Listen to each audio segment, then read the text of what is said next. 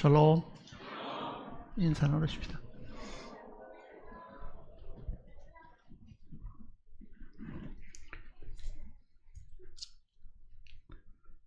마태복음 4장입니다.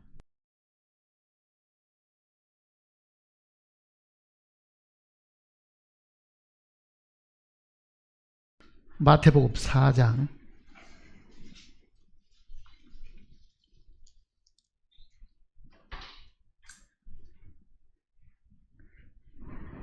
1절 말씀부터 읽어보겠습니다. 그때에 예수께서 성령에게 이끌려 마귀에게 시험을 받으러 광야로 가사 40일을 밤낮으로 금식하신 후에 줄이신지라. 시험하는 자가 예수께 나와서 이르되 내가 만일 하나님의 아들이거든 명하여 이 돌들로 떡덩이가 되게 하라. 예수께서 대답하여 이르시되 기록되었으되 사람이 떡으로만 살 것이 아니요 하나님의 입으로부터 나오는 모든 말씀으로 살 것이라 하였느니라 하시니, 이에 마귀가 예수를 거룩한 성으로 데려다가 성전 꼭대기에 세우고 이르되 내가 만일 하나님의 아들이거든 뛰어내리라. 기록되었으되 그가 너를 위하여 그의 사자들을 명하시리니 그들이 손으로 너를 받들어 발이 돌에 부딪히지 않게 하리로다 하였느니라. 예수께서 이르시되 또 기록되었으되 주 너의 하나님을 시험하지 말라 하였느니라 하시니, 마귀가 또 그를 데리고 지극히 높은 산으로 가서 천하 만국과 그 영광을 보여 이르되 만일 내게 엎드려 경배하면 이 모든 것을 내게 주리라. 이에 예수께서 말씀하시되 사탄아 물러가라. 기록되었으되 주 너의 하나님께 경배하고 다만 그를 섬기라 하였느니라. 이에 마귀는 예수를 떠나고 천사들이 나와서 수종드니라. 11절까지 읽었습니다. 기도하십시다.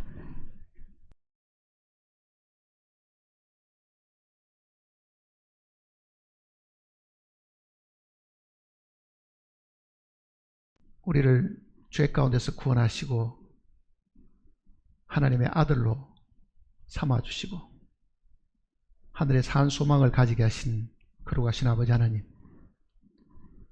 하나님의 은혜를 생각할 때마다 저희들이 늘 감사를 드리고 또 이와 같이 은혜를 입은 형제 자매들이 한자리에 모여서 우리가 살아있는 동안이라도 주님께 감사를 드리고 받아박 은혜를 서로 나누면서 교제하고 육체에 남은 기간 동안에 주님의 이름을 높이고 주님께 영광을 돌리기를 원함으로 이 자리에 함께 모였습니다. 우리의 마음속에 참으로 주님께서 빛이 되시고 우리의 생명이 되시오며 매일매일 삶에서 주님의 능력이 나타나서 세상의 모든 어려움과 시련들과 아픔들을 능히 이기게 하심을 감사를 드립니다. 어쩌면 우리는 주님의 이 사랑이 없었다고 하면 절망에 빠져서 이미 이 세상의 사람이 아닌 줄 알 수도 있습니다. 그러나 주님께서 우리를 붙들어 주시고 지켜주시고 죽음 이후에도 주님의 나라가 존재하고 있음을 보여주심으로 우리의 믿음을 강하게 하시고 우리를 지켜주셨습니다. 그러므로 우리 중에 살아가는 동안에 절망 가운데 빠져서 아쉬워하고 자신을 불쌍히 여기면서 연면에 빠져있는 심령들이 아무도 없도록 지켜주시옵소서.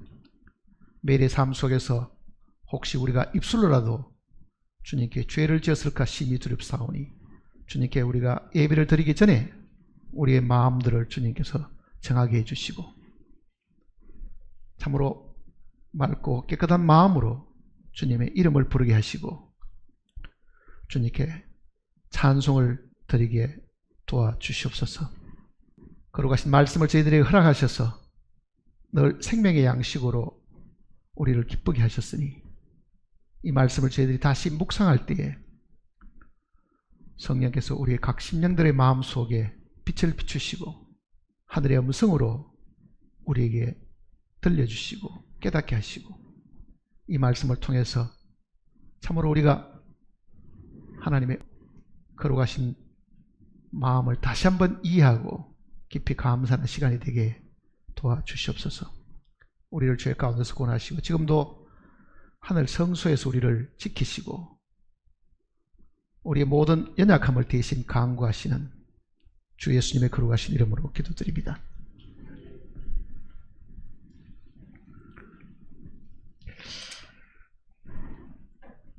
이 4장 앞부분에 있는 이 부분은 예수님이 공생애를 시작하시려고 할 때에 마귀로부터 이제 시험을 당하는 내용들이 기록되어 있습니다.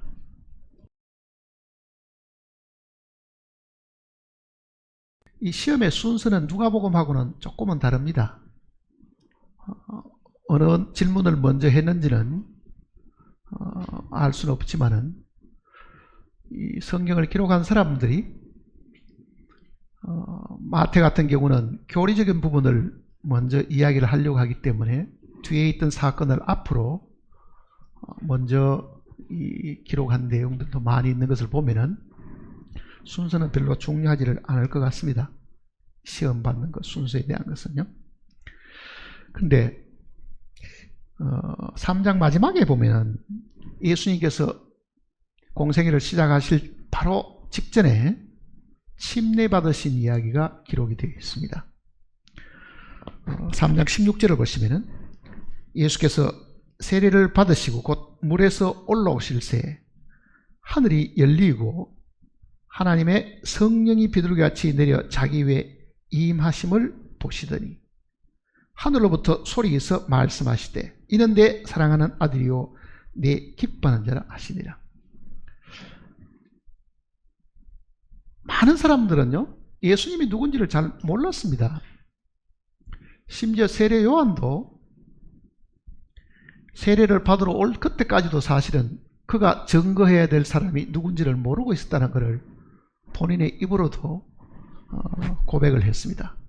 나도 그를 알지 못하였으나 그랬잖아요. 나도 그를 알지 못하였으나 나더러 물로 세례를 주라 하신 이가 이르시기를 성령이 내려서 누구의 머무는 것을 보거든 그가 곧 성령으로 세례를 주는 이인 줄 알라 하셨기에 내가 보고 그가 하나님의 아들이심을 증거하였노라 이렇게 표현했습니다.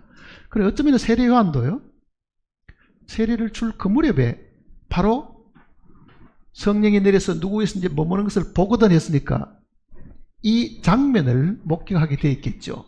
그리고 이 소리도 분명히 들었을 겁니다.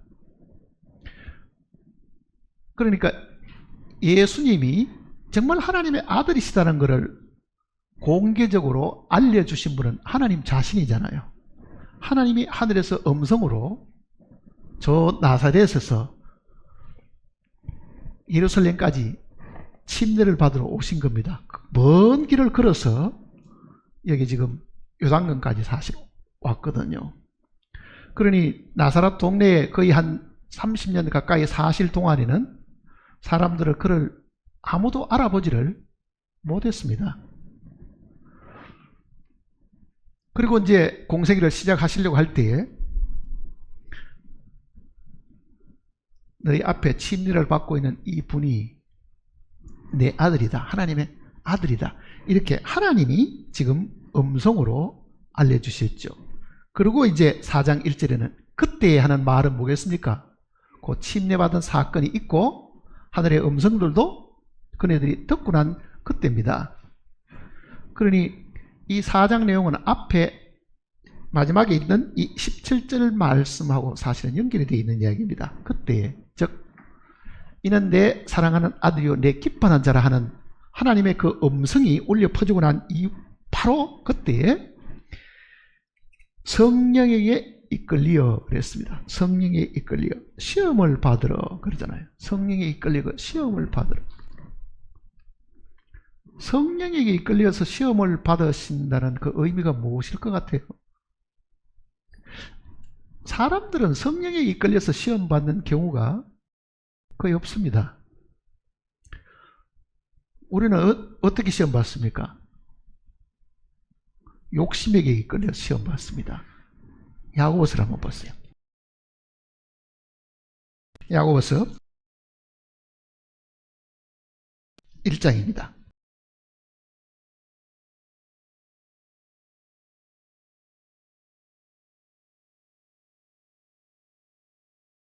야고보서 1장 14절입니다.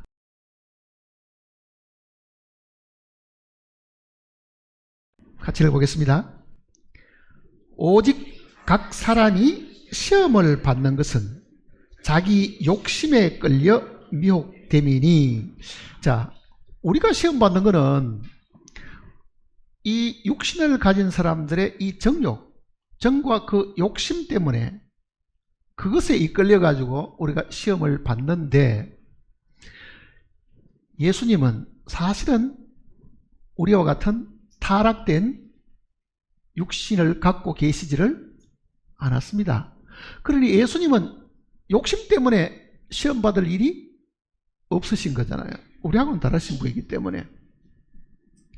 그러니 그가 시험을 받으신 것은 성령에 이끌려 가지고 시험을 받으셨다, 이렇게 표현을 한 겁니다. 성령에 이끌려 가지고. 그러면 왜 성령에 이끌려서 시험을 하나님이 받게 하시는가 하는 것을 이제 생각을 해 봐야 된다. 왜 예수님은 침례도 받으셨는가? 예수님이 침례 받을 필요가 있었을까요? 없을까요? 침례라는 것은요, 우리가 침례 받을 때는 우리는 옛 사람이 그리스도와 함께 죽었으니까 죽었음을 시인하는 것이, 그게 몸으로 간증하는 것이 사람들에게 나를 장사시켜달라는 그 뜻으로 맡겨서 침례를 받는 건데, 예수님은 죄가 없으시고 죽어야 될 옛 사람도 없으시잖아요. 근데 왜 예수님이 침례를 받으실 필요가 뭐 있어요? 왜 그러실 것 같아요? 예수님이 침례 받으신 거는 우리가 받은 거하고는 사실은 조금 다릅니다. 시험 받으신 것도 우리하고는 좀 차원이 다르죠. 예수님은 우리와 같은 죄성은 없으셨고 정말 그 속에는 죄 자체도 존재하지를 않는 분이었습니다. 그런데 육신을 입었으니까 육신의 천연적인 생각은 있겠죠. 인간으로서 가지고 있는 육신의 천연적인 생각. 죄와 관계없는 것이지만은 인간 자체가 가지고 있는, 본래 죄 없는 인성이 가지고 있는 본능이라는 것이 사실 있죠. 사실은요. 그게 죄와 상관이 없는 것이라 하더라도 그것도 처리를 받으려고 주님이 생각하신 거죠. 사실은 그게 주님의 침례입니다. 겟세마네 동산에 잡히시기 전에 기도하신 내용을 보면은 내 뜻대로 마옵시고 그러잖아요. 그 뜻은 인간 예수 그리스도의 뜻이잖아요. 사실은요. 그러니 육신을 입고 있다 보니 우리는 죄의 본능, 죄의 욕심에 이끌려가지고 죄를 짓게 되고 그러지만은 그분은 죄는 없다 하더라도 인간 자체가 가지고 있는 본성을 따라서 생각을 하면은 자기 생각이 있잖아요. 그러니 그 생각도 십자가에 못 박히기를 원하신 겁니다. 그러니 내 뜻대로 마옵시고 아버지의 뜻대로 하옵소서. 육신의 몸을 가지신 아들로서의 분명히 자기의 뜻은 이런 고난을 당하지 않는 것이 내 뜻인데, 그러나 이것까지도 하나님이 원치 않으시면 나는 이것도 다 버리겠습니다. 그 버리심에 대한 이 내용이 주님이 십자가에 못 박히기 전에 기도하신 내용이고, 그것이 주님이 침례 받으신 그 뜻입니다. 침례 받으신 뜻. 주님이 침례 꼭 받아야 될 이유가 뭐 있겠어 우리가 생각하면. 그런데도 주님은 그 자신, 인성이 가지고 있는 그것까지도 처리를 하나님 앞에 받으신 것이고, 그리고 이제 침례를 받고 하늘에서 음성이 분명히 들렸잖아요. 이는 내 사랑하는 아들이요 내 기뻐하는 자라. 그걸 공개적으로 다 들었는데, 침례받은 사람도 다 들었고 다 했는데 마귀가 지금 시험을 합니다. 그러니까 성령이 이끌려 하는 거는요, 첫사람이 만들어졌을 때에 그 첫사람이 마귀에게 시험을 당했습니다. 그 첫사람이 육신을 가진 존재이기 때문에 육신의 정욕, 안목의 정욕, 이생의 자랑 딱 걸려 넘어가는 것이 뭐냐? 그 첫사람은 먹는 문제 사실은 넘어가잖아요. 사실은. 그러니까 예수님은 이 첫사람과 사실 대비되시는 분이잖아요. 그 첫사람이 마귀를 못 이긴 거죠. 그러다 보니까 하나님께서 맡기신 그 사명도 행할 수가 없었습니다. 모든 것을 다 다스리도록 권한을 주셨지만은 그 자격을 상실을 해버린 거예요. 통과를 못했죠. 자, 예수님이 이 땅에 오셔서 하실 일이 있습니다. 그 일을 행하시려고 하면은 그도 통과해야 될 관문이 있었죠. 사실은요. 육신을 가졌으니 먹음직도 하고 보암직도 하고 지혜롭게 할 만한 것에 대한 유혹도 느낄 수 있는데, 그 통과해야 될 그 관문을 주님 앞에 성령이 제시를 하고 마귀가 덤벼 들어가 그거를 잘 이용해 가지고 시험을 하는 내용이 여기에 기록이 되어 있습니다. 자, 마귀에게 시험을 받으러, 자, 하나님이 허락을 하셨는데 시험을 하는 것은 누가 합니까? 마귀가 나타나서 하는 겁니다. 마귀라는 것은 사탄을 두고 하는 이야기입니다. 사탄은 히브리 말이고 그거를 우리말로 표현하면 보통 우리가 마귀라고 이야기합니다. 귀신하고는 조금 다릅니다. 귀신은 마귀의 사자들, 졸개들입니다. 사실은 타락한 이 천사들이라고 보는 겁니다. 자, 마귀에게 시험을 받으러 어디로 갔습니까? 광야로 갔습니다. 그러니까 이 단어들을 가만히 보면은요, 주님이 시험을 받을 때 광야에서 제일 먼저 시험을 받으시고 그 다음에는 끌고 사람들이 많은 성전으로 갔습니다. 그러니 시험 받는 그 장소도 자세하게 지금 우리에게 기록을 해줬죠. 광야로 가사. 그래서 광야로 가사. 자, 광야로 갔는데 40일을 밤낮으로 금식한 후에 줄이신지라. 광야에서 40일 동안 금식한 사람이 누굽니까?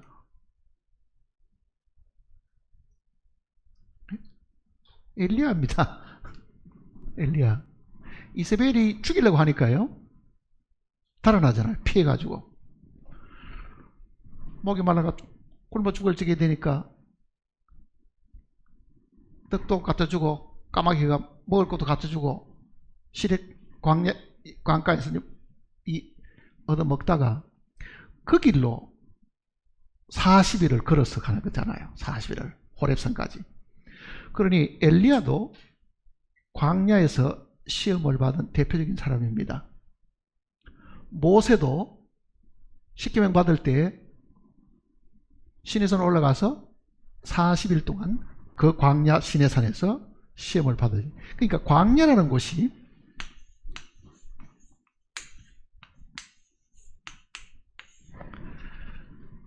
아무도 없는 데잖아요. 사실은요. 그게 농사를 짓는 것도 아니고 먹을 것이 있는 것도 아니고 옆에 무슨 과일나무가 있는 것도 아니고, 광야는 우리에게 아무것도 제공해 줄 수 없는 곳이 광야입니다.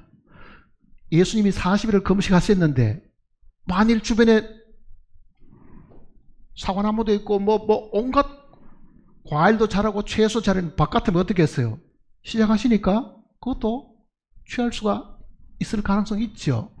근데 40일을 금식하시는데 둘러봐도 주변에는 아무것도 먹을 것이 없는 그런 곳에 이제 가서 마귀가 사실 시험하는 거예요. 자, 네가 40일 동안 금식을 했는데 이 광야는 둘러봐도 먹을 것이 아무것도 없다. 그러면 주변의 환경이 이 40일 금식에서 줄이신 이 예수님에게 아무것도 제공해 줄 수 없다고 하면은 네가 요술이라도 버려가지고, 그 말입니다. 네가 기적을 행해서라도 네가 정말 하나님의 아들이면은 이 40일 동안 줄이 있는 네 배를 채워야 되지 않겠는가, 이렇게 이야기를 하고 있는 거잖아요. 3절 보세요. 시험하는 자가 예수께 나와서 이르되 내가 만일 하나님의 아들이거든 명하여 이 돌들로 떡덩이가 되게 하라. 자, 마귀가 지금 예수님을 시험하는 주 무기가 뭡니까? 네가 만일 하나님의 아들이거든. 왜?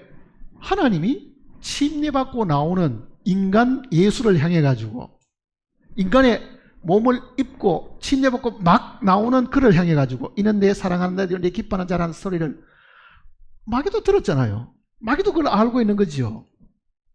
왜?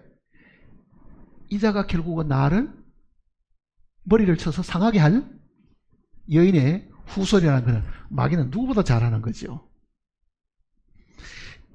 그러니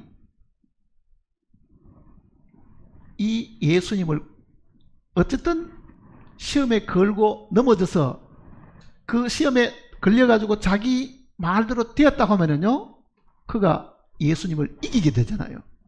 그러면 결국은 이거는 내 밑에 있는 종처럼 되었으니까 내 머리를 상할 대적자를 내가 없앤다는 그런 의미가 사실 들어있는 거죠, 사실은요. 그러니 부정하고 싶잖아요. 너는 하나님의 아들이 아니다.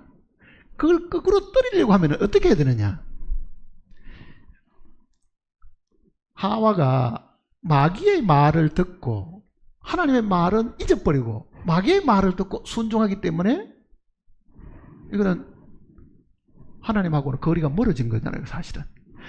그러니 똑같은 이 두 번째 사람, 둘째 사람이 만일 내 말을 듣고 하나님이 명한 것을 거슬리게 되면은 이거는 내 수하에 있는 사람이 되니까 나는 하나님의 아들을 이긴 당당한 권세를 가진 자가 된다. 그게 마귀가 노리는 겁니다. 그러니까 마귀는 예수님이 하나님의 아들이 아닌 것을 증명하고 그 시험에 걸려 넘어져서 자기 수하에 들어오도록 지금 계획을 하고 있는 겁니다.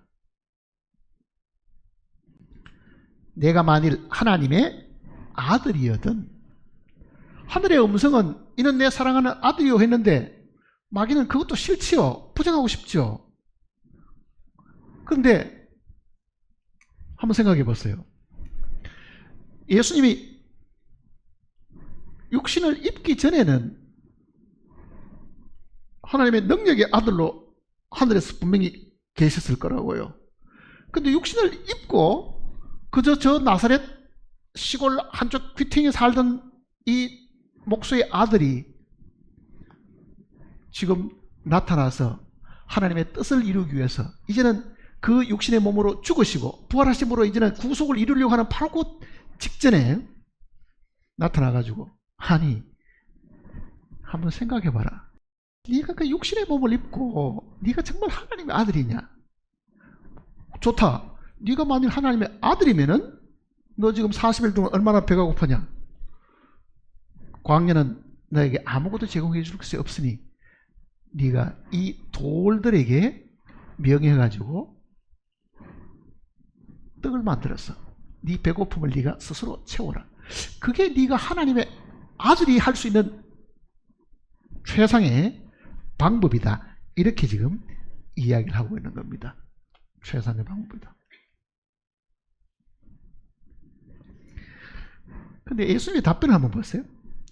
예수께서 대답하여 이르시되 기록되었으되. 자, 예수님은 자기 생각대로 대답을 하지 않습니다. 뭐를 이야기합니까? 기록되었으되. 성경 말씀이잖아요. 기록되었으되.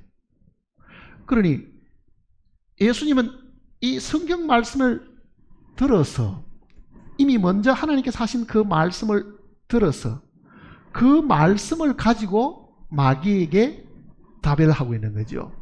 자, 이거는 오늘 우리가 배워야 될 교훈 중에 하나입니다. 우리는 자기 생각대로 뭐를 답하기가 쉬운데요. 정말 우리가 어떤 이 하나님에 대한 이야기, 예수 그리스도에 대한 이야기, 혹은 성령에 대한 어떤 이야기가 나오면은 자기 경험이나 자기 판단이나 자기 지식을 가지고 답을 해서는 안 됩니다. 예수님도 기록되었을 때 그러잖아요. 기록되었을 때.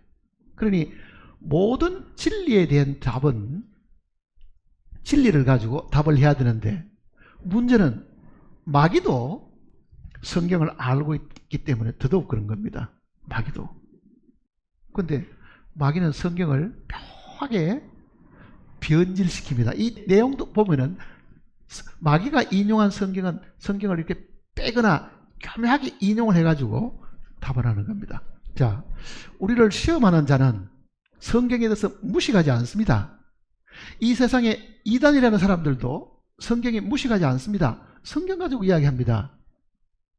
그러면은 그네들이 알고 있는 성경보다 더 많은 지식을 사실 가지고 있어야 되겠죠. 그렇잖아요. 믿는 우리가 성경 구석구석에 있는 내용까지 다 알고 있어야 적어도 성경을 가지고 대충 이야기하는 사람을 향해 가지고 답을 할 수 있을 겁니다. 저는 여호와의 증인을 한번 만나 가지고 성경 가지고 따지는 사람 같이 한번 성경 가지고 한번 이야기를 한 적이 있습니다. 구원받고 얼마 안 되었을 때예요. 대학 다닐 때니까. 둘씩 이렇게 늘 짝을 지어서 다니잖아요. 우리 집이 장로님 댁이라는 걸 다 아는 게, 조그만 동네니까, 저 손장로님 댁이라는 걸 다 아니까 교인들을 이제 공략하러 사실 오죠. 같이 성경 공부하지 않겠습니까? 뭐 들어오라 그러면 좋다고 그러죠. 사실 들어죠. 그 전까지는 이제 부모님도 그 여호와의 증인들은 받아들이지 말라고 이야기를 하니까 아예 상종을 안 하고 있는데, 제가 어느 날 이 죄사 안 받고는 너무 확신이 생기니까요. 이 사람들 도대체 뭘 이야기를 하는지 한번 들어보기도 해야 되겠다 해서 이제 집으로 들어오라 그랬어요. 방에 들어오라 그러니까 얼마나 좋다고, 얼씨구 좋다고 이제 둘이가 들어왔어요. 나는 사실은 그 여호와의 증인에 대한 교리에 대한 걸 잘 모르니까, 그때는 여호와의 증인에 대한 이 책들이 나와 있기는 해도 그걸 읽어보질 않았기 때문에 뭐를 가르치는지 잘 몰랐어요. 그래서 뭐를 가르치느냐고 물어봤어요. 장로교하고 이 여호와의 증인하고 어디가 다르냐고 한번 이야기해보라 그랬더니만은 줄줄줄줄 뭐를 이야기했어요. 그 중에 하나가 뭐냐면은 예수님이 부활을 하셨는데 그거는 영으로 부활하신 것이지 육으로 부활한 것이 아니다 그래요. 성경에 어디 그런 구절이 있냐 그랬더만, 육으로는 죽으시고 영으로는 살아나셨으니 하는 그 구절. 그러니까 아니 성경도 제대로 못 읽냐고, 그게 우리말 성경인데 그게 그런 뜻이냐고. 육신으로 죽으시고 하나님의 영이 그 육신을 살렸다는 말이지, 육신은 죽었는데 살아난 건 나중에 영밖에 없다는 말이냐. 우리 글인데도 그걸 못 읽어, 그게 무슨 뜻인지 모르겠냐. 내가 반문을 했어요. 그럼 몇 가지 구절을 가지고 논쟁을 하다 보니까요, 자기들이 자신이 없는지 우리 선생님 모시고 오겠습니다 그래요. 진짜 남자 한 사람을 데려와서 그 다음 주날은 우리말 성경이 번역이 잘못됐다고 딱 이야기하는 거예요. 그리고 자기들 영어 성경 하나 가지고 왔어요. 영어 성경. 본래 이 영어 성경, 자기들 여호와의 정에서 만든 영어 성경을 가져왔어요. 그래서 하는 이야기가, 여기 보면은 이게 영으로 부활한 거지 육으로 부활했다고 이야기를 안 했다 이게. 하도 어이가 없어서 제가 아니 나도 영어를 전공하는 사람입니다. 대학 다닐 때. 그러니까 영어 전공하는 우리들에게 킹제임스 이걸 그 당시에 구원해가지고 읽게 했거든요. 킹제임스가 학교에서. 그러니까 그 킹제임스를 제가 꾸준히 읽고 있는 중이니까, 아니 세상에 권위 있는 성경이 거기밖에 없냐고. 이 킹제임스 이렇게 권위 있는 얘기니까 여기는 어떻게 기록돼 한번 보겠느냐 그랬더만은 딱 정색을 하더만은 가자 그러면 가보래. 이 집 다시 오지 마라 그래. 그죠 사실은. 그러니까 실제 만일 내가 그때 이 마음 속에 이 진리에 대해서 분명하지 않았으면은요, 그 사람 이야기 듣고는 그것도 성경도 이게 이렇게 보니까 그것도 말이 되는구나 아마 이렇게 생각했을지도 몰랐을 겁니다. 물론 지금만큼 성경을 많이 아는 것도 아니었고, 그때는 마음속에 이 죄상 받은 그 확신이 있었기 때문에요, 이 두려움이 사실은 별로 없었어요 그때는. 그러고 나중에 이제 이 책으로 여호와의 증인들의 이 잘못된 부분을 밝혀놓은 책들이 나와 있잖아요. 이 진리에 대해서 너무너무 거리가 먼 거예요. 한두 가지가 아니잖아요. 한두 가지가. 그 진리를 벗어난 이단들이잖아요. 진리로. 그러면서 그네들은 성경을 들고 이야기를 한다고요. 성경을 가지고. 꼭 마귀가 성경 가지고 지금 이야기하는 거 똑같은 거예요. 그러니 정말 하나님의 자녀들은 이 그런 다른 교리에, 다른 교훈에 미혹되지 않으려고 하면요, 이 말씀에 대해서 정말 깊이 알고 있어야 된다는 것을 이 내용을 읽으면서 제가 지금 생각을 하고 있는 겁니다. 자, 예수님의 답변 한번 보세요. 예수께서 대답하여 이르시되 기록되었으되 사람이 떡으로만 살 것이 아니요 하나님의 입으로부터 나오는 모든 말씀으로 살 것이라. 자, 광야에 나와 있었다는 이 내용을 한번 생각해 보세요. 광야에 또 누가 나와 있었어요? 이스라엘 백성들이 애굽에서 광야에 나와 있었습니다. 그 이스라엘 백성들은 하나님께서 장자라고 불렀잖아요. 장자라고. 내 장자 그러잖아요. 자, 장자라고 부를 때는 차자도 있다는 것을 전제하신 이야기잖아요. 하나님이 장자라고, 이스라엘 민족을 장자라고 불렀으니까 그 차자에 해당하는 사람들이 이방인으로 구원받은 우리들입니다. 사실은요. 어떻게 보면. 그러면은 하나님의 아들을 애굽에서 불러내 가지고 이 광야에서 40년이나 머물게 했습니다. 예수님이 광야에서 40일 동안 금식하시고 줄이는 것이나 이스라엘 민족이 40년 동안 광야에서 줄인 것이나 같지요. 그런데 이 예수님이 이 말씀을 인용하시는 이유는 있습니다. 유대인들이 40년 동안 광야에 있어도 농사지어가 먹고 살지를 안 했습니다. 그네들은 떡을 먹고 살지도 안 했습니다. 뭐 먹고 살았어요? 하늘에서 내리는 만나 먹고 살았잖아요. 자그마치 40년을. 광야 40년은 떡 먹고 살지를 않은 거예요. 그러니 사람이 떡으로만 살 것이 아니요, 그거는 유대인을 봐도 우리는 성경을 통해서 알 수 있는 거잖아요. 그런 극한 지경에 이르면 하나님을 믿고 하나님을 의존하게 되면은 하나님이 떡을 먹여서 살리는 게 아니라 하늘 양식으로도 살릴 수가 있다는 것을 이야기해요. 네가 지금 내가 배가 고파다고 이야기하지만은 내가 지금 배고픈 것이 꼭 밀로 가지고 만든 그 빵을 먹어야 그게 되는 게 아니고 그 말과도 같은 이야기입니다. 자, 이 구절을 우리가 한번 생각을 해보세요. 40일 동안 줄였으니까 분명히 성경에는 줄이신지라, 예수님도 육신을 가졌으니까 분명히 시장길을 느끼시고 몹시 피곤하고 배고픔을 느꼈습니다. 그러면 그런 극한 상황이 생기면은요, 사람들은 어떻게 합니까? 타협하기가 쉽습니다. 이렇게 굶었는데 먹고 보자. 눈이 지금 캄캄해가 제대로 보이지 않을 정도니까 우리는 극한 위험, 협박, 혹은 가난, 혹은 이런 굶주림이 생기면은요, 하나님은 강대가 없고 그 환경하고 타협하는 것이 사람의 생각입니다. 그러니까 우리 어른들 하는 말이 있잖아요. 사흘 굶어서 도둑질 안 하는 사람이 없다.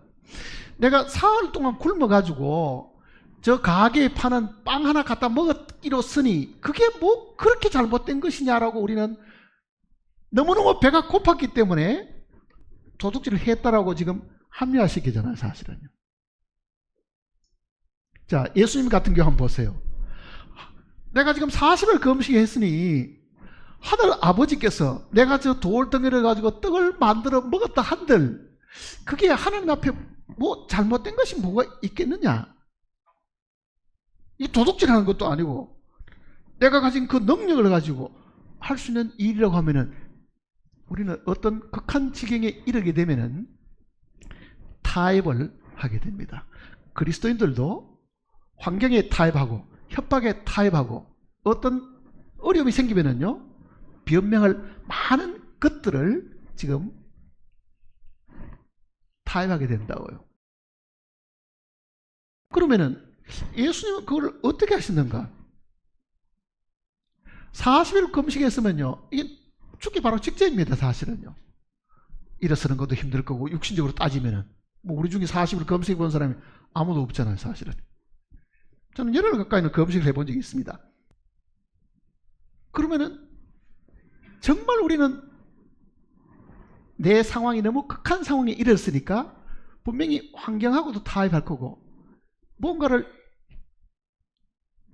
내가 닥친 그거를 먼저 해결해 두고 그 다음 생기는 문제는 그 다음 해결하자 아마 이렇게 이야기를 할 겁니다. 그리스도인들은 지금 이 교훈을 들으면은요 욥이 가졌던 생각대로 해야 됩니다. 욥이 가졌던 생각은 분명히 주님의 가르침대로 사실은 한 겁니다. 욥기를 한번 보세요.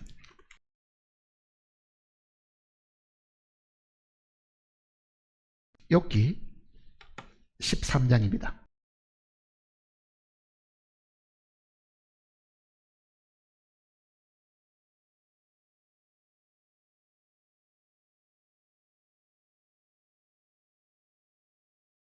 욥기 13장. 자, 욥이 정말 공관지경에 이랬던 것은 우리가 그 앞의 내용 속에 잘 압니다. 너무너무 극심한 온 몸에 이 종괴가 나는 것뿐만 아니라 그 일로 인해서 마누라도 떠나버리고 자식들도 다 죽어버리고 정말 왜 하나님이 나를 만드는가 빨리 안 데려가시는가 할 정도로 그런 극한 어려움 속에 빠졌는데 이렇게 이야기합니다. 13절에 너희는 잠잠하고 나를 버려두어 말하게 하라. 무슨 일이 닥든지 내가 당하리라. 내가 어찌하여 내 살을 내 이로 물고 내 생명을 내 손에 두겠느냐. 15절 같이 읽어볼까요? 그가 나를 죽이시리니 내가 희망이 없노라. 그러나 그의 앞에서 내 행위를 아리. 자, 거기에 1 해놓고 다른 역본의 이 내용을 어떻게 기록했는가를 지금 이런 겁니다. 1 밑에 뭐라고 되어 있습니까? 그가 나를 죽이실지라도 나는 그를 의뢰하리니. 이게 믿음입니다. 믿음이 뭐냐고 물으면요. 자, 40일 굶었으니 내가 죽기 지경이고 눈이 캄캄할 정도니까 잔소리 하지 말고 먼저 먹고 보자. 내가 살고 그 다음에 이야기하자. 우리는 그렇게 이야기할 거 아니에요. 그게 타협하는 거잖아요. 근데 여러분 뭐라고 합니까? 그가 나를 죽이실지로. 이 고통 속에서 회복 안 시키고 나를 죽인다 하더라도 나는 그를 의지하겠다. 예수님은 어떻게 했겠어요? 내가 40일 금식했으니까 육신을 가진 내가 이 40일 금식하고 죽는다 하더라도 나는 하나님을 의지하는 사람, 하나님 아버지를 내가 의지하는 것이다. 그가 나를 죽이시면은 그러면 지금 성령에 이끌려서 시험을 봤는데 그 성령이 지금 나를 40일 동안 못 먹게 하시고 마귀에게 시험을 받도록 하셨으니 만일 그가 나를 죽이실지라도 나는 그를 의지하겠다. 그게 믿음입니다. 그가 나를 죽이실지라도 굶어 죽든지 핍박을 받아 죽든지 예수 믿는 그 때문에 감옥에 갇혀서 고문을 통해서 죽임을 당하든지 그가 나를 죽이실지라도. 그런데 우리는 그런 극한 어려움이 오기 전에 뭐부터 합니까? 어떻게 하면 이 위기를 벗어날 건가를 먼저 생각하잖아요. 그게 믿음이 사실은 없어서 그런 겁니다. 그게 믿음하고 관계가 있는 거거든요. 그러니 예수님은 온전히 하나님 아버지께 자신을 다 맡기고 내 뜻대로 마옵시고 그러잖아요. 자, 예수님께 돌을 명해가지고 떡을 만들 능력이 있어요, 없어요? 오병이에게 기적을 봐도 우리는 어마어마한 능력이 있다는 걸 알잖아요. 그런데 왜 그렇게 하지 않았는가? 그거는 하나님이 그렇게 하라고 시킨 적이 없기 때문에 그렇습니다. 나는 그렇게 할 수도 있지만은 이거는 하나님이 명하신 것이 아니고 기록된 말씀, 하나님 아버지께서 지금 나를 만난다 하더라도 그게 하나님이 그렇게 기적을 베풀어서 네가 네 자신의 배고픔을 네가 해결하라, 그렇게 하는 것이 아니기 때문에 나는 하지 않는다. 내가 지금 시험을 받고 있는 것은 성령의 인도함을 따라서 하나님 아버지가 이 시험을 통과하도록끔 나를 이 시험 속에 넣으셨으니까 나는 그 시험이 어떤 것인지 간에 설령 이 시험을 통해서 내가 죽는 일이 있다 하더라도 나는 내 뜻을 세워가지고 내가 가지고 있는 이 능력을 발휘해가지고 그거를 내 육신의 배고픔을 해결하는데 사용하지 않겠다. 그 뜻을 사실은 세운 겁니다. 다시 보세요. 사람이 떡으로만 살 것이 아니요 하나님의 입으로부터 나오는 모든 말씀으로 살 것이니라. 결국은 광야의 이 유대인들은 하나님의 능력, 하나님의 말씀으로 살은 겁니다. 사실은요. 아니 그거는 한 사람도 아니고 자그마치 장정만 60만 3,550명, 한 집에 아이가 기본적으로 둘만 잡아도요 몇 배입니까? 200만이 넘고 한 300만 가까이 되는 사람들인데 그 300만 되는 사람들이 40년 동안 굶지 않고 먹었다 하면 식량이 얼마나 있어야 되겠어요? 식량이. 이전에 제가 지방에 갔을 때 어느 자매님이 저한테 물어본 적이 있어요. 목사님, 오병이어로 5,000명을 먹이고 그것도 남자들 수만 그렇게 많이 먹었으니 그 자리에 먹었던 아이들까지 합치면 여자들까지 다 합치면 한 2만 명 가까이 먹었겠죠. 그것도 정말 그게 가능하겠느냐 그래. 그것도 광주에 또 많이 남았다 그러니까. 그래서 제가 역으로 물어봤어요. 오병이어로 가지고 5,000명 먹는 것이 쉬우냐. 지금 전 세계 인구가 그 당시 한 70억 됐을 때인데 70억 인구가 하루에 먹는 양이 얼마일 것 같으냐. 땅에서 얼마가 나와야 되고 바다에서 얼마가 있어야 70억 인구가 하루에 먹는 게 얼마인 것 같으냐. 그 하나님의 그 기적은 광야 40년 동안의 기적이 아니라 지금도 그 능력이 나타나고 있는데도 사람들은 그게 저절로 있는 것처럼, 아니 바다의 고기가 저절로 나옵니까? 하나님의 법칙을 통해 가지고 계속 알을 까고 새끼가 부르고 그 바다의 풍성한 것과 땅의 풍성한 것을 주님이 지금도 제공해 주시니까 모두가 땅에서 나온 거고 모두가 다 바다에 나온 거 먹고 사는데 그 기적이 힘들겠냐 이 기적이 힘들겠냐 물어봤어요. 어느 게 힘들 것 같아요. 우리가 보면 우리 둘 다 어렵죠. 둘 다. 그러니까 지금 하나님이 살아 계신다는 걸 예수님이 철두철미하게 아셨고 그 광야에 40년 동안 하나님 아버지께서 그 이스라엘 민족을 먹게 되고 다 아셨고, 그러니 사람이 떡으로만 사는 게 아니다. 하늘의 양식인 만나로도 살았습니다. 그거는 천사의 음식이라고 그랬잖아요. 하늘의 양식이거든요. 자, 그 다음 또 보세요. 이제 사람이 떡으로만 살 것이 아니요 하나님의 입으로부터 나오는 모든 말씀으로 살 것이다. 모든 말씀으로 산 것이다. 나는 구원받은 사람들 가운데서 참으로 하나님을 믿고 죄 사함 받은 하나님의 백성들 가운데서 너무너무 어렵기 때문에, 정말 너무너무 이 환경적으로 굶주리고 어렵고 궁핍하기 때문에 속이거나 거짓말하는 사람들이 없어야 됩니다. 사실은. 성경 구절 찾아봅시다. 잠언을 보시면요, 잠언 30장입니다.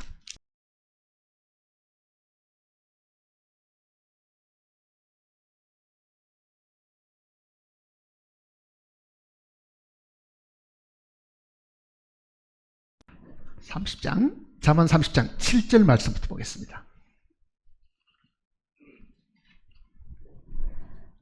7절. 내가 두 가지 일을 주께 구하였사오니 내가 죽기 전에 내게 거절하지 마시옵소서. 곧 헛된 것과 거짓말을 내게서 멀리 하옵시며 나를 가난하게도 마옵시고 부하게도 마옵시고 오직 필요한 양식으로 나를 먹이옵소서. 내가 배불러서 하나님을 모른다 여호와가 누구냐 할까 하오며 혹 내가 가난하여 도둑질하고 내 하나님의 이름을 욕되게 할까 두려워합니다. 기도하는 사람들이 가난 때문에 기도하는 경우는 많습니다. 그런데 부하기 때문에 더 이상 부하지지 않도록 기도하는 사람은 한 사람도 본 적이 없습니다. 그런데 분명히 이 잠언의 이 내용들을 하면요, 두 가지 것, 너무 부자도 되지 말고 너무 가난하게도 되지 말게 하셔가지고, 너무 가난해가지고 내가 먹을 것이 없어가지고 여기도 도둑질할까 그러잖아요. 도둑질할까봐. 우리의 이 타고난 본성은요, 거짓말하는 것이 기본이고 도둑질하는 게 기본입니다. 말을 돌려야 되잖아요. 적당하게 답변하죠. 조금 하나의 이익 때문에 그리스도의 양심도 포기해버리고 적당하게 돌려야 되고 위기를 모면하는 경우들이 사실 많죠. 근데 이게 분명히 뭐라고 하냐면요, 내가 배불러서 하나님을 모른다 할까 하며, 그 다음에는 내가 가난하여 그러잖아요. 도둑질하고 내 하나님의 이름을 욕되게 할 것. 내가 너무너무 배가 고프기 때문에 그 거짓말도 어쩔 수 없었어. 아마 다른 사람도 내 입장이 되면은 꼭 그렇게 했을 거야. 우리는 이렇게 이야기한다고요. 다른 사람까지 다 끌고 들어갑니다. 그러나 성경은 욥처럼요, 내가 굶어 죽는 한이 있더라도, 즉 하나님이 나를 죽이실지라도 나는 그를 의지하리니 그러잖아요. 그 지점에 이르게 되면 하나님의 능력을 경험하게 됩니다. 사실은요.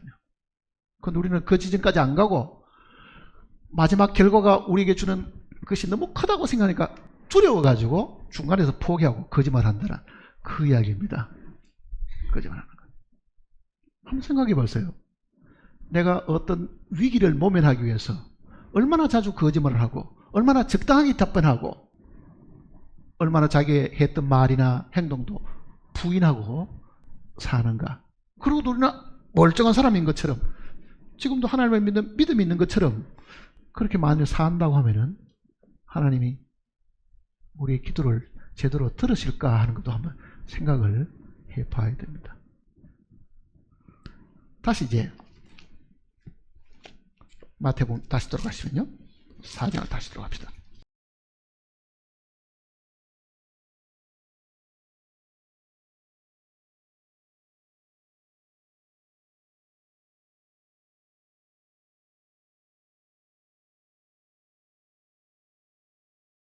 (5절입니다) 이에 마귀가 예수를 거룩한 성으로 데려다가 성전 꼭대기에 세우고, 자, 두 번째는 이제 성전으로 데려갔습니다. 성전 꼭대기로, 거룩한 성으로 그러잖아요. 성으로.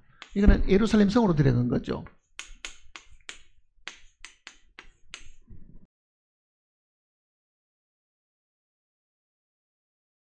예수님이 마귀를 따라가지고 거기까지 가신 거죠. 그러니까 광야에서부터 예루살렘 성으로 가신 거잖아요. 거기는 사람이 밀집한 도시잖아요, 사실은요. 광야는 사람이 없던 데고, 여기는 사람이 이제 많은 쪽으로 가서 지금 예수님을 시험하는 겁니다. 거룩한 성 꼭대기에 데려다가 세워놓고 뭐라고 이야기합니까? 내가 만일 하나님의 아들이거든 뛰어내리라. 자, 마귀는 예수님이 하나님의 아들인 걸 알았을까요? 몰랐을까요? 예? 누구보다 잘 압니다. 마귀의 졸개들도요, 예수님 만날 때마다 그가 하나님의 아들이심을 알고 이야기를 했잖아요. 마가복음 1장을 보세요. 마가복음 1장 23절입니다.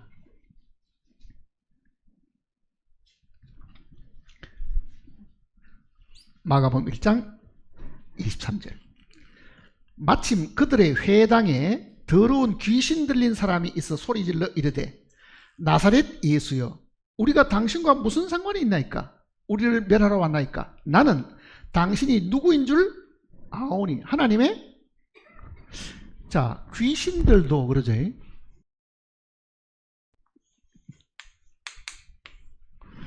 귀신들입니다. 여기다가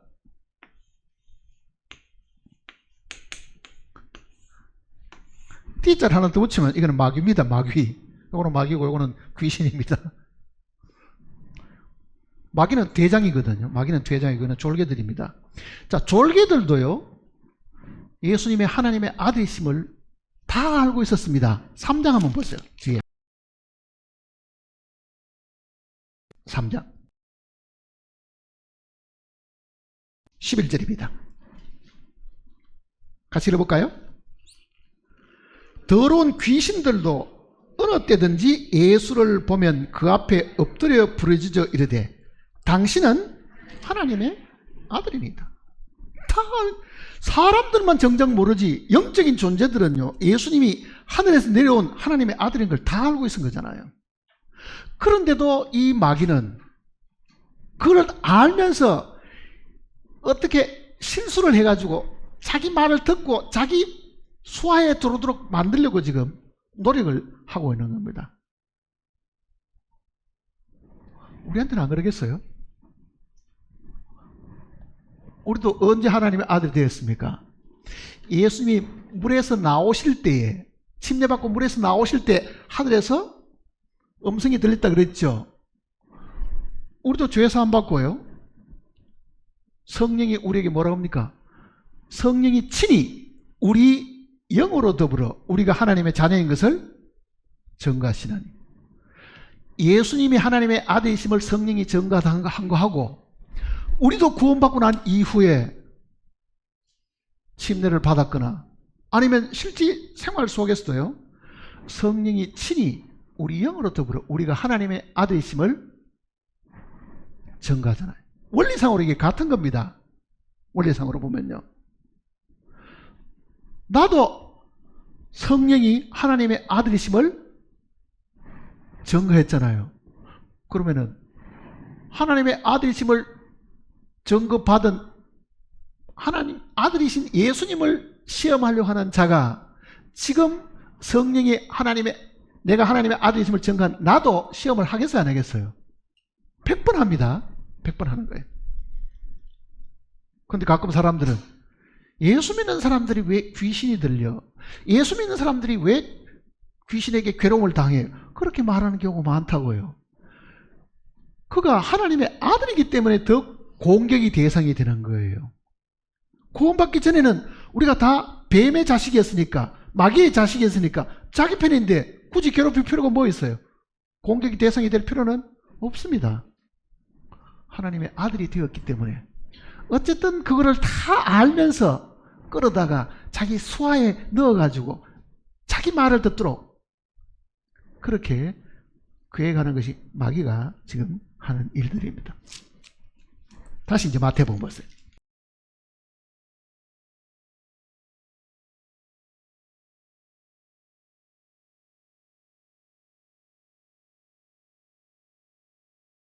6절입니다. 이르되 내가 만일 하나님의 아들이거든 뛰어내리라.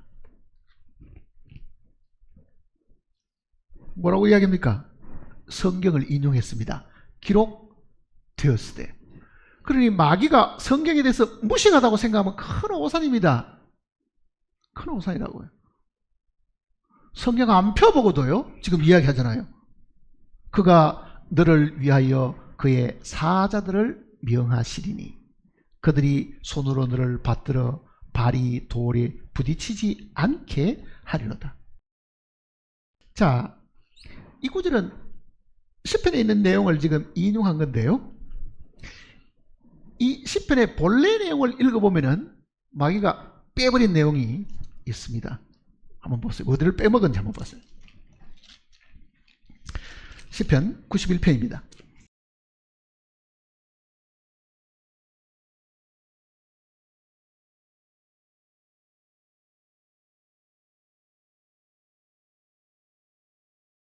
(91편) 11절입니다. 91편 11절. 자, 11절과 12절을 지금 읽어보면은 마귀가 이 두 구절을 인용할 때 빼버린 부분을 찾아낼 수 있습니다. 보세요. 뭐를 이야기하는지. 그가 너를 위하여 그의 천사들을 명하사 내 모든 길에서 너를 지키십니다. 그들의 손으로 너를 붙들어 발이 돌에 부딪히지 아니하게 하리로다. 뭘 빼먹었어요? 내 모든 길에서 너를 지키게 하십니다. 자, 내 모든 길에서 지킨다 말이 뭐겠어요?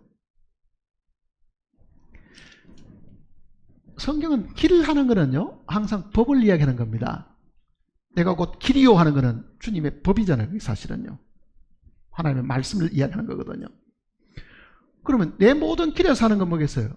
이거는 인간이 지켜야 될 기본적인 규약, 법규, 인간이 가지고 있는 최소한의 상식적인 일들, 그게 다 들어있는 겁니다. 인간이 할 수 있는 부분. 그러니까 내 모든 길에서 너를 지킨다는 것은 사람이 할 도리가 있고 사람이 지켜야 될 상식도 있고 모든 게 다 있는 거지요. 자, 우리가 하나님께 기도하는 사람들입니다. 손가락을 불에 넣으면서 하나님, 이 불에서 이 손가락이 데이지 않도록 하나님께서 도와주십시오. 손가락 탑니까 안 탑니까? 그거는 내가 기본적인 법을 따르지 않은 겁니다. 그러고도 하나님이 보호해 주기를 바랄 수는 없는 겁니다. 그게 길에서 떠나는 거잖아요. 법에서 떠나는 거예요. 법칙에서부터. 그러니 자기는 전혀 엉뚱하게 살면서 하나님이 시킨 것도 아니고 상식에 벗어나는 일이고 자연의 법칙도 깨트리면서 하나님이 구원한 자에게 모든 것을 다 주신다 하셨으니 이것도 주실 거야. 그런 바보 같은 일들이 분명히 있습니다.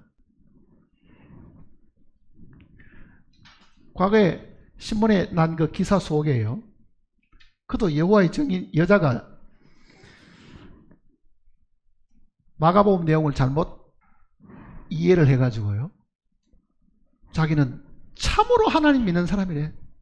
여호와의 증인이야말로 참으로 하나님 믿는 사람이고 자기는 그 여호와의 증인에서도 계급이 꽤나 높은 사람이라 무슨 독을 마실지라도 해를 받지 않는다 그랬다. 그러니 나는 독약을 먹어도 안 죽는다고 이야기한 거예요. 죽었겠어요? 안 죽었겠어요? 죽죠. 왜 안 죽어요? 그 성경 구절을 끄집어내 가지고 마가복음 보세요. 마지막에 뭐로 기록되어 있는지를.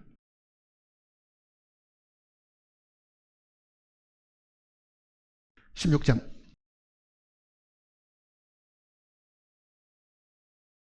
마가복음 16장 17절입니다.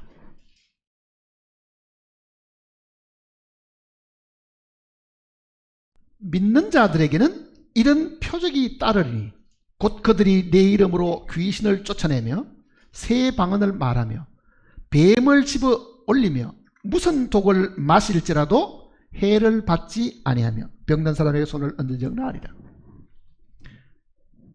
그러니까 믿는 자들에게는 이런 표적이 따르니까 내가 참으로 하나님을 믿는 사람이니까 나는 무슨 독을 마시도 죽지 않는다. 그 딸이 엄마가 그 독약 마시는 그걸 보고 있은 거예요. 실제로 이제 그 보여주니까. 그러다가 독약 먹고 얼마 안 돼요. 어떻게 되겠어요? 독에 오물 퍼니까 발작하죠. 그래서 응급실에 실려가고 위세척을 하고 결국은 아주 죽었어요. 저는 그 신문에서 그 내용을 가만히 읽어봤는데요. 그러면 이 구절을 어떻게 해석해야 되겠어요? 17절을 어떻게 해석해야 되겠냐고요. 성경 때문에 죽었잖아요. 결국은 성경 때문에. 우리는 이 성경 구절을 만일 그 사람 만나면 뭐라고 이야기해 줘야 되겠어요? 그게 자기 길에 서 있지 않는 겁니다. 말씀에 서 있지 않다는 뜻이잖아요. 기본적인 법칙에 서 있지를 않는 거예요. 규범에. 자연 법칙을 이탈하는 거잖아요. 근데 여기는 지금 17절 보세요. 믿는 자에게는 하고 이게 단수로 표시되어 있었으면요. 모든 믿는 사람은 이와 같은 능력이 나타나야 됩니다.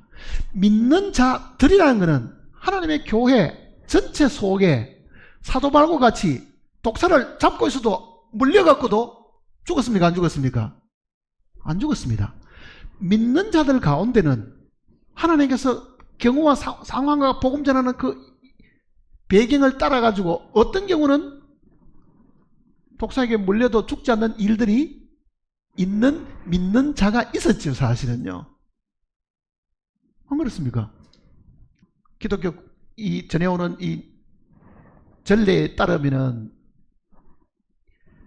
이 사도 요한도 반모라는 섬으로 귀양 가기 전에 기름 가마솥에 집어넣어도 안 죽었다 그랬잖아요. 그러니까 하나님이 특별한 경우에 특별한 상황이 부딪힐 때 하나님께서 그 사람을 구출하는 방법이 있습니다. 사자굴에 들어가서 죽지 않은 다니엘도 있을 거예요. 그렇잖아요. 그렇다 해서 모든 사람이 사자굴에 들어가면 안 죽느냐? 하나님 믿기 때문에 사자가 잡아먹어버리지. 그는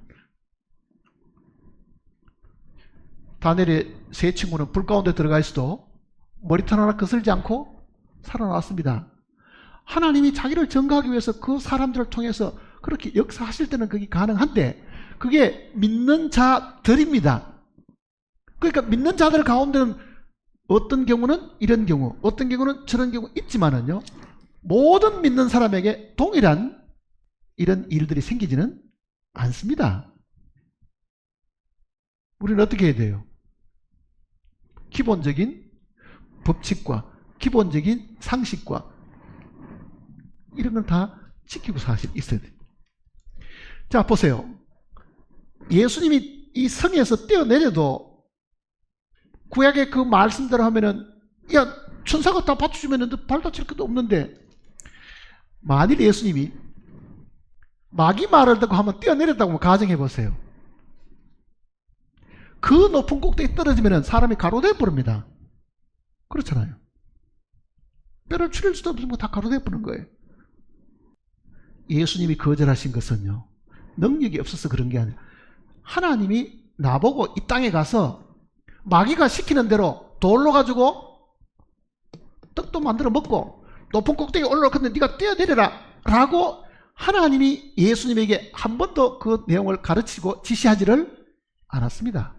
그래서 예수님은 안 하신 거예요. 사실은요. 그러면은 하나님이 시키지도 않은 거를 지켜주실 것이야, 자기 길에서 벗어나가지고 지켜주실 것이야 라고 하면은요, 그게 하나님을 시험하는 겁니다.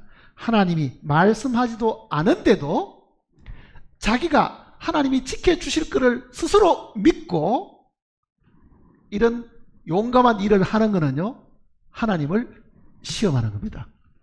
그러니까 하나님을 시험하는 것은 말씀하지 않았는데도 자기가 그럴 것이다라고 추측해서 실행하는 것이 하나님을 시험하는 거라고요. 시험하는 거. 우리도 가끔 그런 경우 들어있죠. 자기 믿음이 큰 걸 보이기 위해 가지고 하나님이 시키도 않은 일들을 하나님이 나를 보호해 주시겠지. 내가 지금 하나님 믿고 있으니까 어떻게 해 주실 거야. 추측해가지고 실행하다 보면요. 백발백중 실패합니다. 백발백중 실패하는 거예요. 우리는 가끔 어떤 사람이 정말 어려운 상황에 부딪혀가지고 병을 낳았다고 하는 경우 있잖아요. 병 낳았다 하는 경우. 그 사람이 그 믿음으로 정말 하나님의 어떤 말씀을 깨닫고 병을 나을 수 있습니다. 남이 그렇게 했으니까 나도 똑같은 병에 걸렸으니까 하나님 나도 그렇게 하겠습니다 하고 따라하면 그 사람은 안 낫습니다. 왜? 그 사람에는 하나님이 답변을 안 해주신 거잖아요. 동일한 병을 가지고 있어도 하나님이 답을 해주신 것은 허락하신 거지만요. 하나님이 명하지도 않는 것을 남도 이 병에 걸렸을 때 이렇게 기도해서 낫았다 그러니 나도 나을 거야 하는 것은 하나님을 시험하는 겁니다. 그러니 하나님이 명하시지 않는 것을 내가 스스로 택해서 하는 것은 하나부터 열까지가 다 시험하는 겁니다. 그러니 예수님은 하나님을 시험하지 않으셨습니다. 그 다음 또 보세요. 4장으로 돌아가시면요.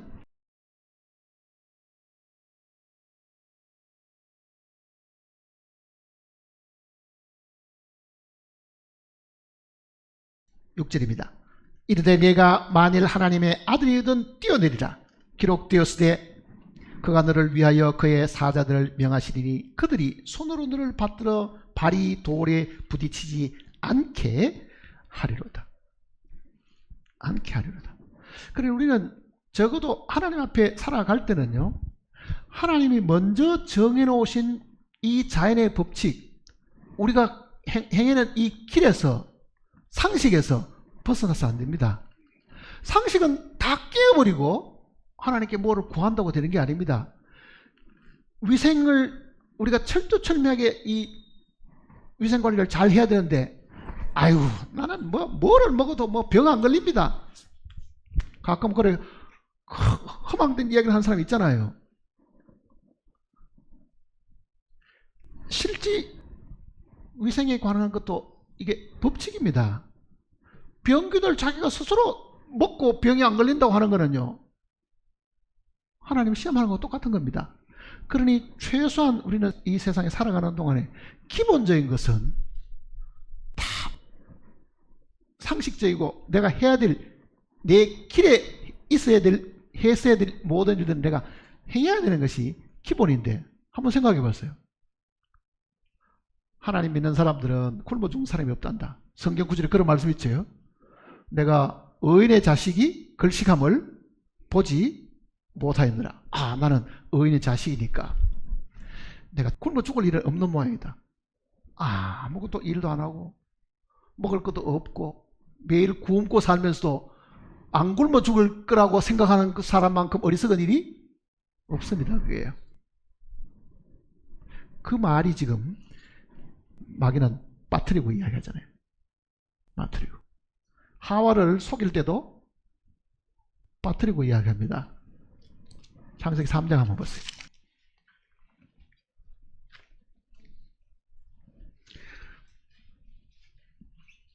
1절입니다.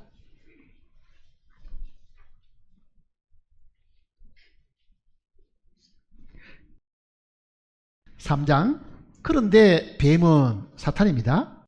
뱀은, 그래서 독사의 자식들아 하는 그런 표현들은요, 믿기 전에 우리는 다 마귀의 자식이라는 뜻입니다. 그런데 뱀은 여호와 하나님이 지으신 덜 짐승 중에서 가장 간교하더라. 히브리 말은 이게 간교하다는 뜻이 아니고요, 지혜롭다, 그렇게 되어 있습니다. 가장 지혜롭다. 뱀이 여자에게 물어 이르되 하나님이 참으로 너희에게 동산 모든 나무의 열매를 먹지 말라 하시더냐. 거기 몇 가지가 틀렸습니까? 하나님이 명하신 것하고 지금 마귀가 말을 더 보태거나 빼거나 하는데요, 그 1절 속에 몇 가지가 잘못됐어요. 모든 나무는 아니지요. 하나 찾았습니다. 또 너희에게. 본래는 아담에게 이야기한 겁니다. 내가 먹는 날에는.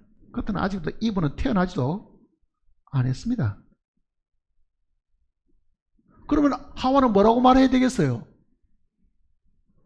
남편에게 하나님이 먹지 말라고 했고 그 남편이 나에게도 먹지 말라고 이야기를 했으니 이렇게 대답해야 되죠.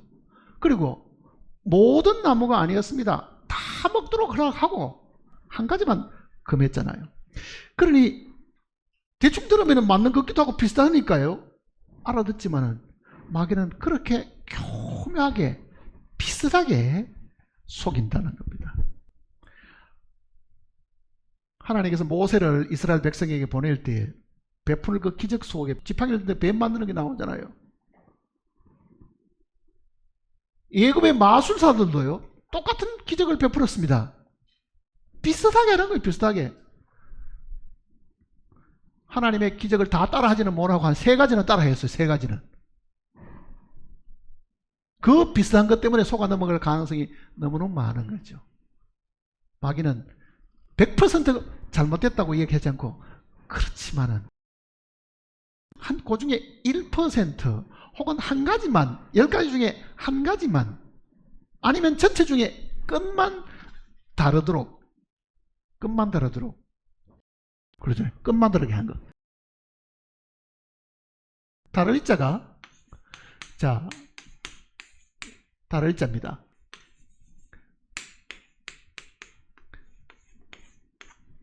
이단입니다. 이게 끝이란 뜻이에요. 끝이 다르다. 잘 가다가 비슷하게 가다가 한두 가지가 달라버리면 이거는 하나님의 진리를 바꾸는 겁니다. 하나님의 진리를. 유대인 탈무드에도 그런 이야기 있잖아요. 반이 거짓말이면 전체가 다 거짓말이다. 반이 거짓말이면 전체가 다 거짓말이다. 그러니까 우리는 사탄이 하는 말들이 그 단어 하나, 단수냐 복수냐 하나 꼭 미묘한 차이가 있지만은 그거를 가지고 사람들을 속인다는 걸 생각하면 우리야말로 성경을 얼마나 더 자세하게 읽고 알고 있어야 되는 걸 알 수 있습니다. 그 다음 또 한번 보세요.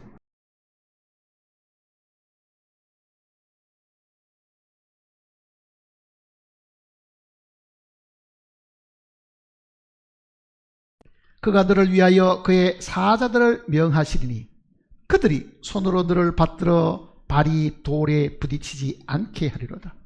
자, 어쨌든 예수님은 이 사단의 말을 안 들었는데 예수님이 마음을 이래 잡수었다고 한번 생각해 보세요. 내가 진짜 하나님의 아들을 한번 보여줘? 탁 뛰어내렸습니다. 어떤 일이 생길 것 같아요? 꼭 같은 이 이야기를 뛰어내려는 이 이야기를요 예수님이 십자가에 달렸을 때 마귀가 사람들을 시켜가 똑같은 이야기를 지금 여기 지금 있었던 이 이야기를 하고 있습니다. 마태복음 한번 보세요. 27장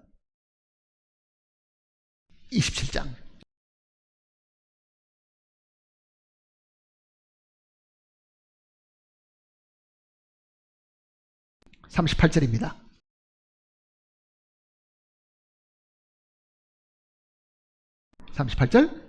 이 때에 예수와 함께 강도 둘이 십자가에 못 박히니 하나는 우편에 하나는 좌편에 있더라. 지나가는 자들은 자기 머리를 흔들며 예수를 모욕하여 이르되 성전을 헐고 사흘에 짓는 자여 내가 만일 하나님의 아들이 이어든 자기를 권하고 십자가에서 내려오라 하며 그와 같이 대제사장들도 서기관들과 장로들과 함께 희롱하여 이르되 그가 남은 구원했을 때 자기는 구원할 수 없도다. 그가 이스라엘의 왕이로다. 지금 십자가에서 내려올지어다. 그리하면 우리가 믿겠노라. 그가 하나님을 신뢰하니 하나님이 원하시면 이제 그를 구원하실지어다. 그의 말이 나는 하나님의 아들이라 하였도다 하며 함께 십자가에 못 박힌 강도들도 이와 같이 욕하더라. 자, 거기에 욕하는 사람들은 대제사장 서기관들, 그 다음에 십자가에 같이 못 박힌 강도들, 지나가는 나그네들, 세 부류가 다 같이 욕을 합니다. 그 뒤에 누가 있겠어요? 마귀가 마음을 움직이잖아요. 믿지 않는 사람 마음속에 다 들어가가지고 지금 여기서 내려와라. 그러면 당신이 하나님의 아들인 것을 온 세상에 다 알리고 우리에게도 다 입증하는 거니까 지금 내려와라. 그러니 마귀는 예수님을 처음 사역을 시작할 때 속였는데요. 그리고는 떠나가 버렸잖아요. 마귀가 떠나갔죠. 떠나가서 뭘 했겠어요? 마지막 계획을 한 거죠. 십자가에서 끌어내려 버리면은 그가 이 땅에 온 모든 계획들이 다 끝이 난다. 그래서 마지막 공격을 여기 가서 한 겁니다. 십자가에 가서도, 십자가에 달렸을 때도. 지금 내려와 버리면 그 아픔도 네가 다 끝나고 사람들이 너를 조롱하고 다 끝나고 너는 하나님의 아들이면 영광을 받을 거고 그 기적 때문에 많은 사람이 너를 추앙하고 따를 것이고 내려와라. 마귀의 마지막 이 술수가 여기 있는 거잖아요. 그러니 성전에서 떼어내리라고 하는 그 마귀는 자기 계획이 성취가 안 되었으니까요. 그 마지막에 가서도 하나님의 아들인 걸 네가 입증을 해라. 그게 내려오는 길이다. 죽는 순간까지 그렇게 하셨습니다. 예수님이 거기에 내려갈 능력이 있어요, 없어요? 그래 버리면은 그가 이 땅에 오신 세상을 구원하기 위해서 죽으시고 피 흘려야 될 그 하나님의 그 원대한 계획이 한순간에 다 무너져 버리는데 죽기까지 순종하신 것을 우리에게 보여주신 거잖아요. 다시 마태복음 4장을 보시면요.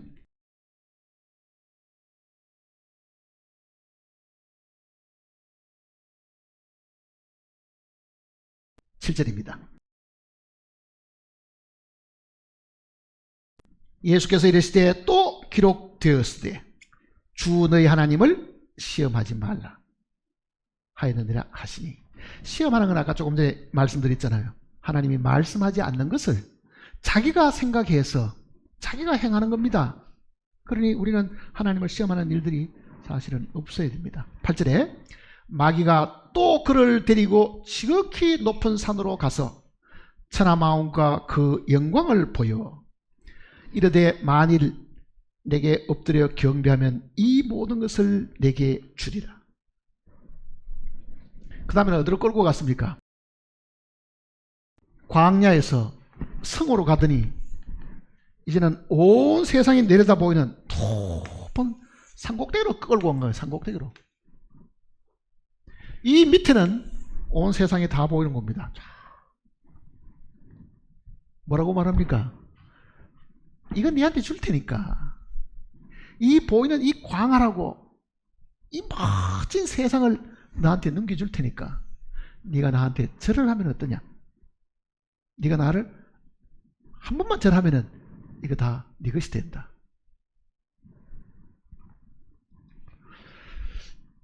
사람이 유혹받는 경우도 바로 이런 경우입니다. 굉장히 양심껏 살려고 생각하고 정말 정절을 지키려고 하는 사람들도요. 제가 어느 책에 그 기록된 걸 이렇게 읽어보니까 사람들이 여자들 같은 경우도요. 정조를 지키는 그 부분을 굉장히 귀하게 생각하고 믿음으로 사는 사람들이 절대로 그 정조를 잃지 않다고 생각하잖아요.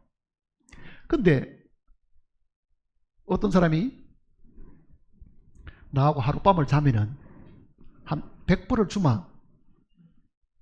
노, 한 거죠. 내가 어떻게 그런 짓을 할 수 있어? 그랬더니 100만 불 주면 어떠냐 그랬어요. 100만 불 주면 어떠냐?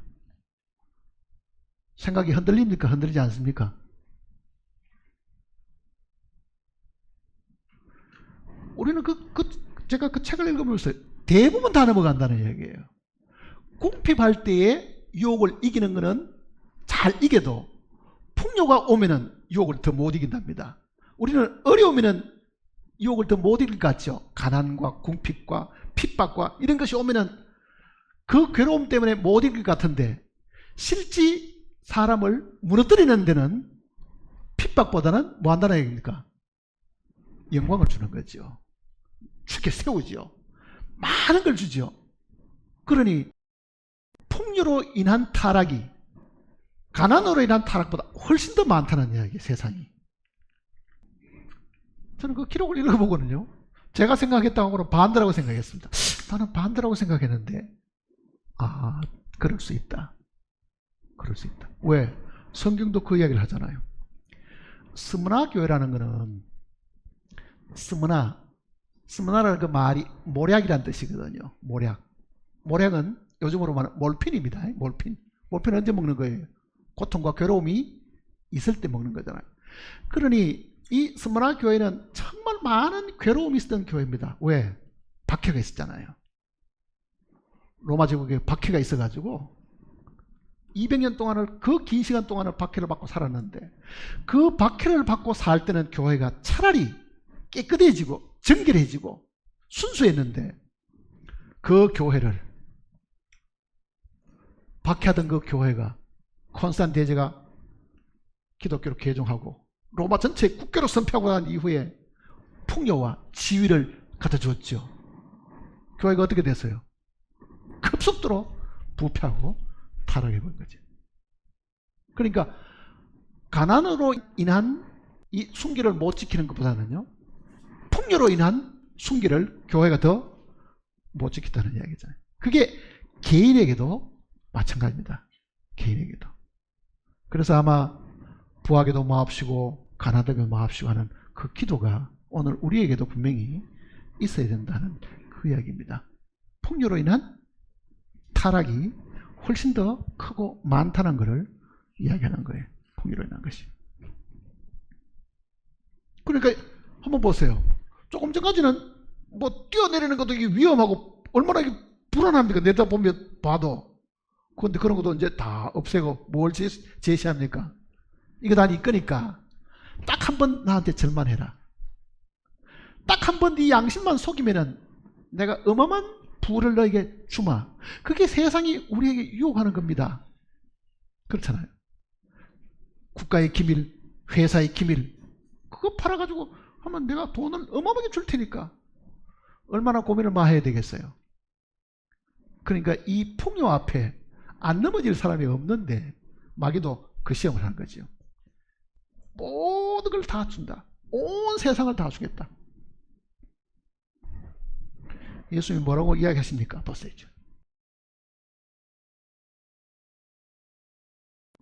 8절에 마귀가 또 그를 데리고 지극히 높은 산으로 가서 천하 만국과 그 영광을 보여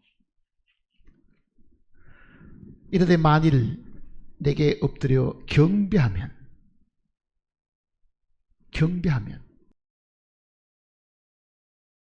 자, 마귀가 지금 바라는 것은 뭐겠습니까?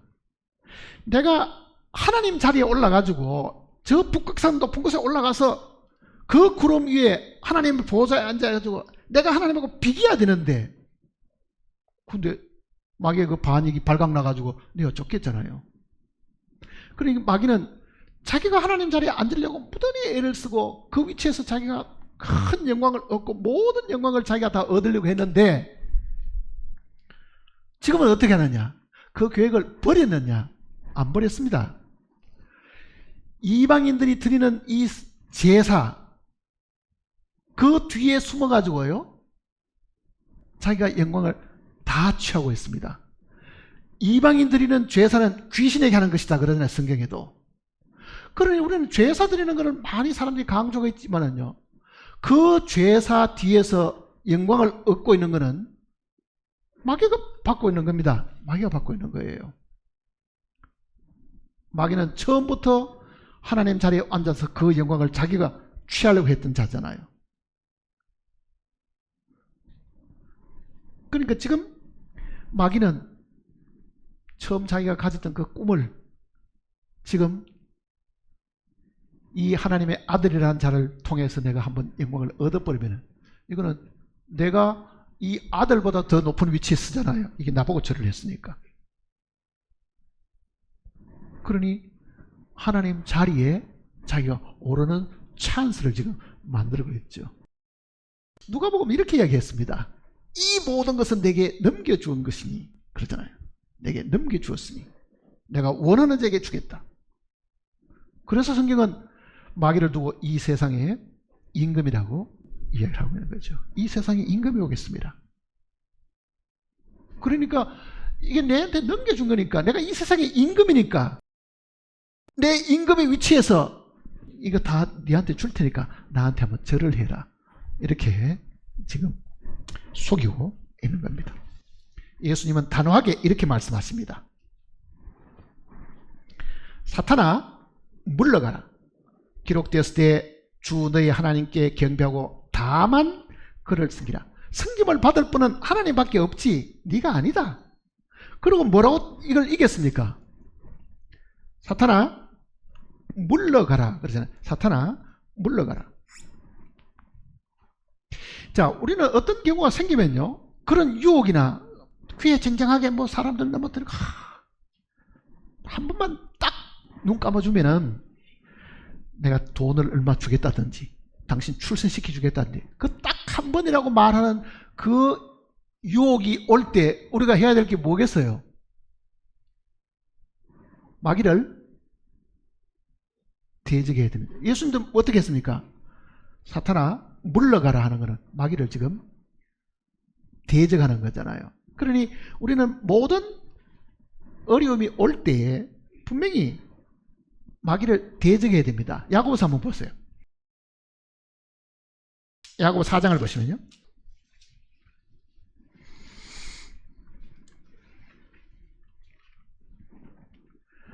4장 7절입니다. 4장 7절. 그런즉 너희는 하나님께 복종할지어다. 마귀를 대적하라. 그리하면 너희를 피하리라. 자, 대적하지 않으면 안 피하고 나에게 가까이 붙어 있고 예수님처럼 마귀를 꾸짖고 책망을 해버리면요, 마귀는 더 이상 우리를 억질로 제물로 삼지를 못한다는 뜻입니다. 무슨 이야기냐면요, 마귀가 우리를 유혹하기는 해도 마귀가 우리 자체를 죄 짓기는 못하는 거예요. 죄는 누가 짓습니까? 내가 짓는 겁니다. 마귀가 죄 짓게는 하진 않습니다. 그것까지는 못해요. 마귀가 하는 그 일에 내가 동의를 하기 때문에 죄를 짓는 거기 때문에 나는 뜻을 세워가지고 이거를 대적해야 됩니다. NO 해야 되는데 조금 생각할 기회를 주세요. 하루만 더 생각하겠습니다. 그거는 이미 넘어간 겁니다. 어떤 부정한 청탁을 하거나 뭐를 줄 테니까 뭐를 해달라든지 부탁하는 사람도 있을 때 그게 분명히 성경적으로 양심적으로 끓이끼면은 단호하게 NO 해야 되는데 재물도 탐이 나고 너무너무 오랫동안 남의 서포에 살다가 고생을 너무 많이 했기 때문에 저 사람이 나한테 그 기밀만 하나 빼주면 아파트를 한테 주겠다는데 이걸 어떻게 해야 되지? 고민하기 시작하면 반드시 넘어갑니다. 듣는 순간에 뭘 해야 돼요? 대적해야 된다고요. 거절해야 되는 거잖아요. 발람 선지자가 발락에게 부탁받아가지고 이스라엘 민족 저주하라 그럴 때 어떻게 했을까? 하나님이 처음에는 NO 했는데요, 니를 높여주겠다. 발락이 얼마나 많은 걸로 꾀입니까? 많은 재물도 주고 너를 존귀하게 만들어주고 귀가 솔깃하지요. 따라갔습니다. 결국은 이 발락에게 속아가지고 3번씩이나 이스라엘 민족을 저주하도록 구원하는 그게 따라다니다가 나중에 그 발락을 죽여버리잖아요. 유대인들이 나중에. 그러니 우리도 믿음으로 사는 우리들이기 때문에 마귀의 유혹과 시험이 늘 있습니다. 재물에 대한 것 때문에, 지위에 대한 것 때문에, 혹은 뭐 인정적으로 뭐 부탁하는 일들 때문에. 그러나 이게 분명히 성경의 말씀에 위배되고 하나님을 믿는 내 양심에 이게 끓임이 있으면요, 즉시 NO 해야 되지. 하루나 이틀 생각할 기회를 주세요 하면은 넘어갑니다. 다시 마태복음 보세요.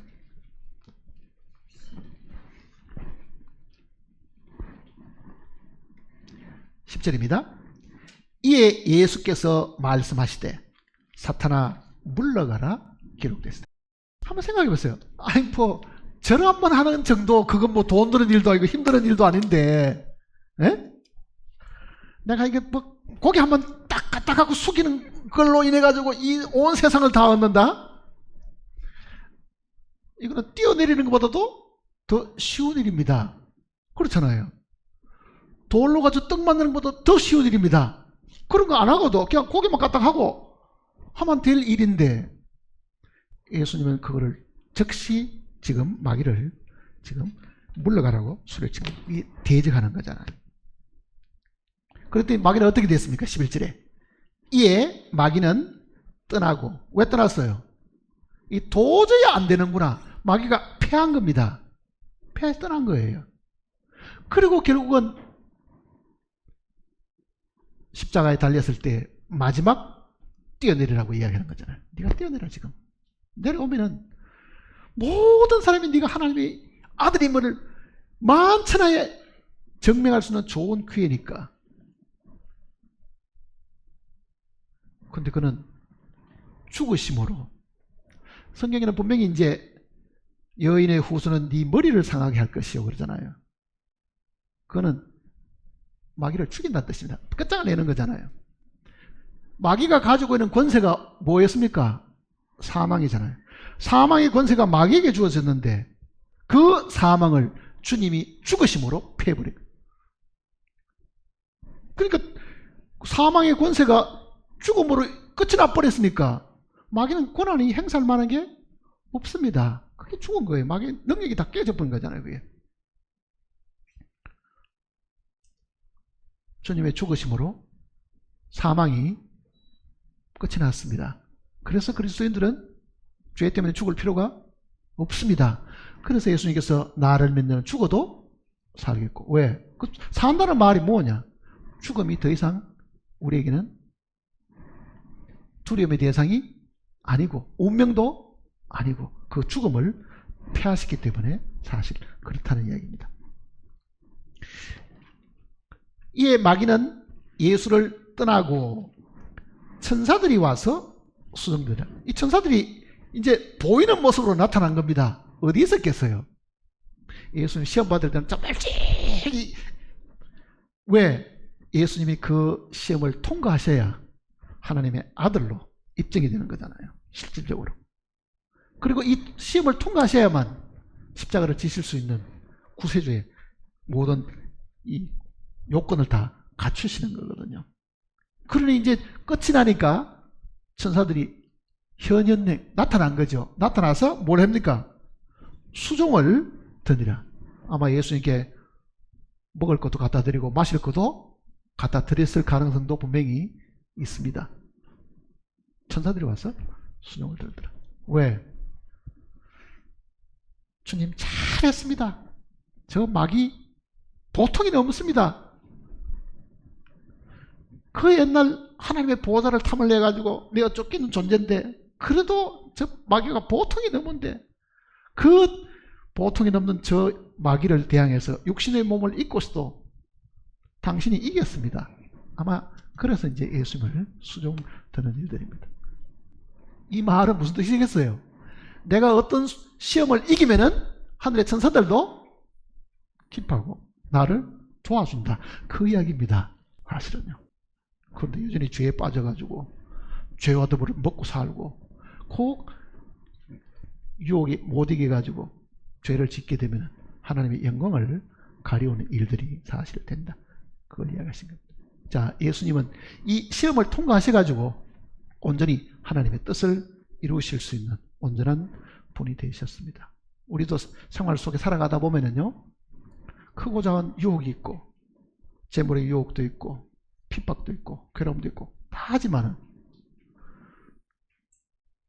정말 죽을지라도 나는 주님을 버리지 않겠다는 그 믿음을 가지시면은요, 그 다음은 주님이 다 알아서 하십니다. 그리고 우리도 천사의 그 수종을, 그 천사들이 우리를 칭찬하고 찬양하는 것을 듣게 될 겁니다. 기도하십시다.